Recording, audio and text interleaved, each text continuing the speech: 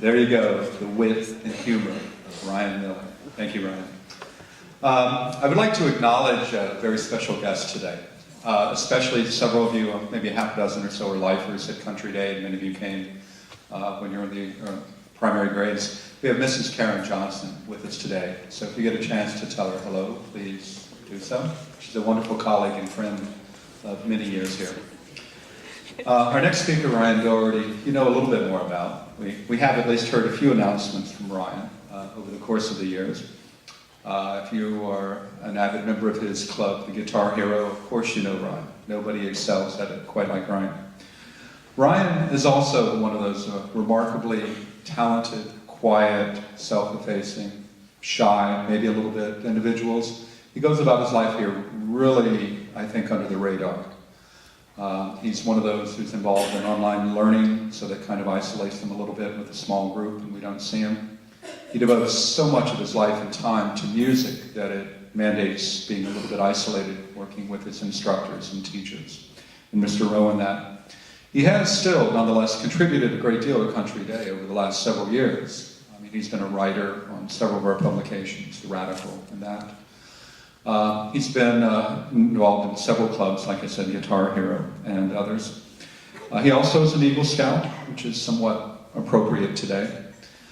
But his life, I think, is defined by music more than anything else. And again, this is where Allison brought that out to us, where she said that he humbly and privately becomes more and more talented on the violin. And that's true. I mean, this is a young man who plays the national anthem at opening day baseball games and ceremonies, things like that.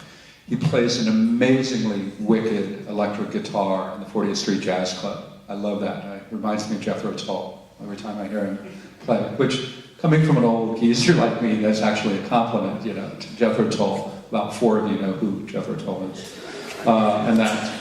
But his accomplishments include, this is a guy who plays in the Phoenix Youth Symphony, the West Regional Orchestra.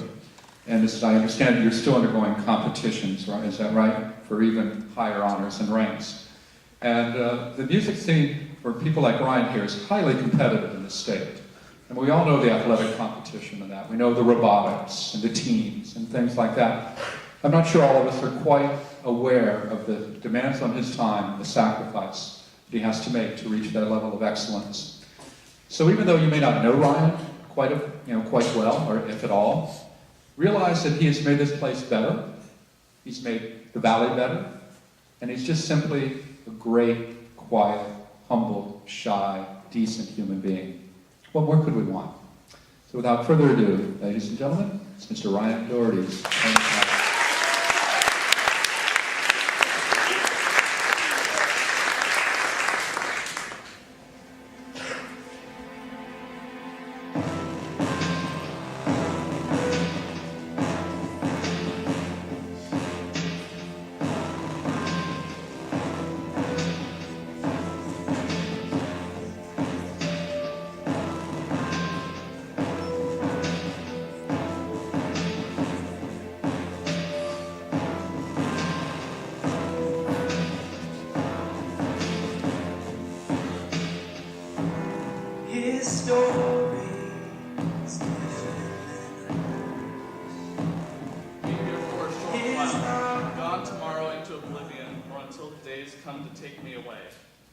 Remembered as part of a legacy of sharing dreams and changing humanity for the better.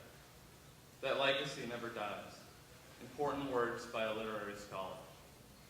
You'd think after being here for over a decade, it would be easy to know what is the legacy of the class of 2011. Did we strive for excellence and perseverance simply to leave a legacy, or was it created by our actions? Legacies come in different shapes and forms, requiring varying levels of effort and commitment. Our legacy is not so much money or property we leave to others, but it is the lives we touch, the impact we make. Examining our past will give us an awareness of just where we have been. Through the years, we have taught and learned by example, persevered, and discovered our place in the world. There always is something for which people are remembered, and we should always be aware of our imprint. There is quite a lot to reminisce. To put our era into perspective, Our class has evolved during our many years at Phoenix Country Day School, starting in the late 1990s and continuing into the new millennium. We went through the administrations of 3 presidents, Clinton, Bush, and Obama.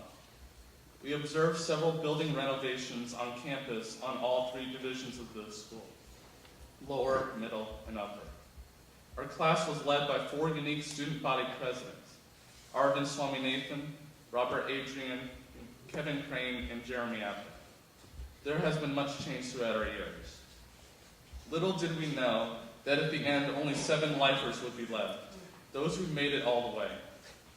The 7 of us are fortunate to have experienced everything Peace DS has to offer. We truly know one key to Peace DS: perseverance. Friends have come and gone. There are many we will all remember.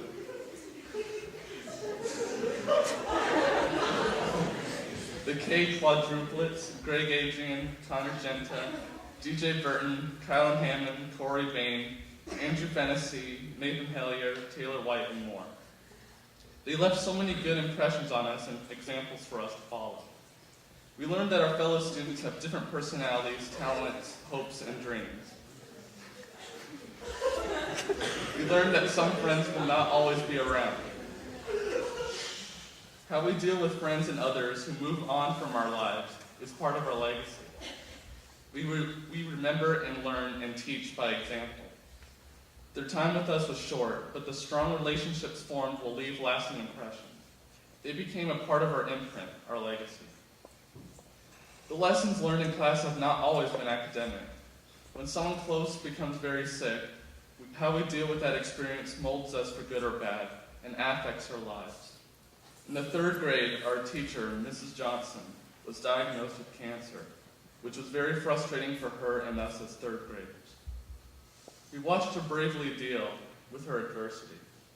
Compassion was learned in understanding, appreciating, and sympathizing with others. We became closer, and her recovery and how she dealt with it taught that one could fight something so big and bad and win. That all became part of our imprint, our legacy. It shaped how we approach other challenges. We also learned that not all battles have a happy ending. Our class, and in particular the mathematics students, experienced tragedy with the death of Mr. Walensky on October 29, 2007. We learned that special people sometimes die too young. His legacy to us, to pass on to others after us, was to think outside the box. To never be afraid to explore, to find the answers, and to ask questions about everything until you find the solution. We have tried to do that as part of our legacy to those who follow us.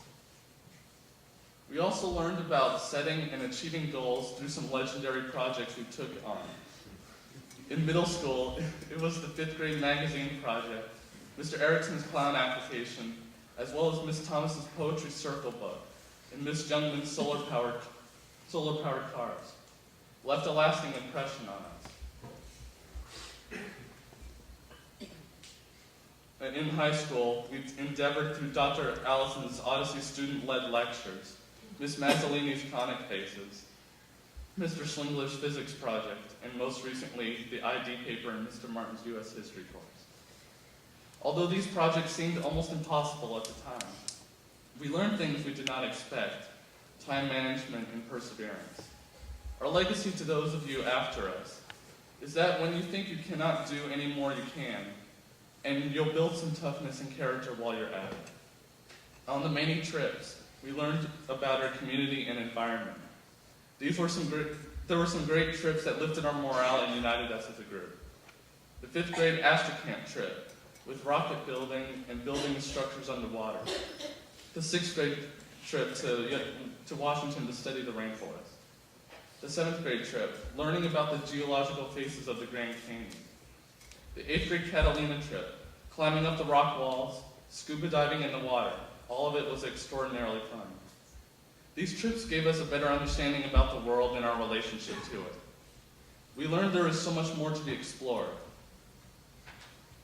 In Plato's dialogues, Socrates is quoted as saying, "The unexamined life is not worth living." Socrates reflected that the purpose of living was for personal and spiritual growth. As students, we are unable to grow toward greater understanding of legacy unless we take time to examine and reflect on our life.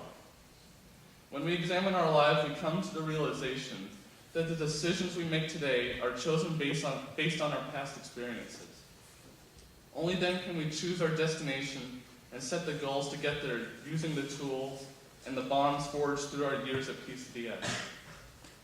Although our experiences as a group have been similar, individually, our perceptions have made us unique, and therefore, after graduation, the gifts we take from PCDS will be used to mold our distinct paths.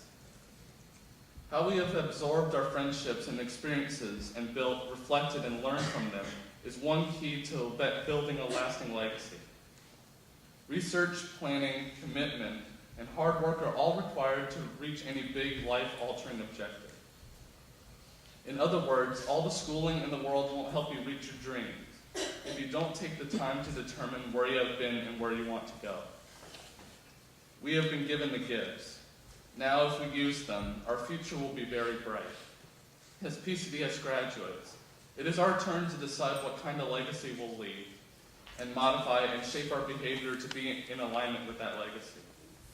As Sean O'Casey, an Irish playwright, eloquently said, every action of our lives touches on some chord that will vibrate in eternity.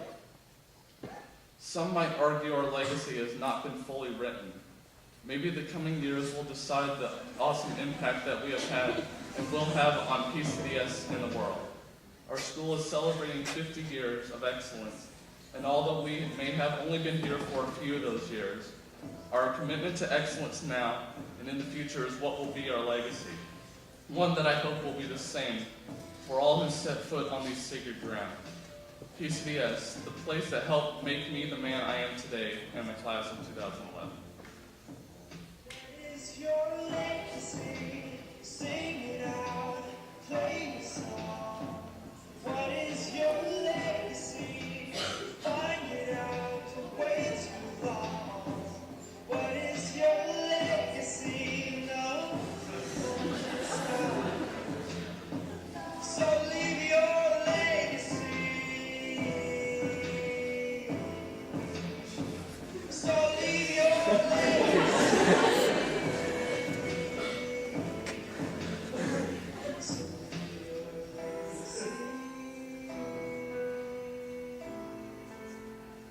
So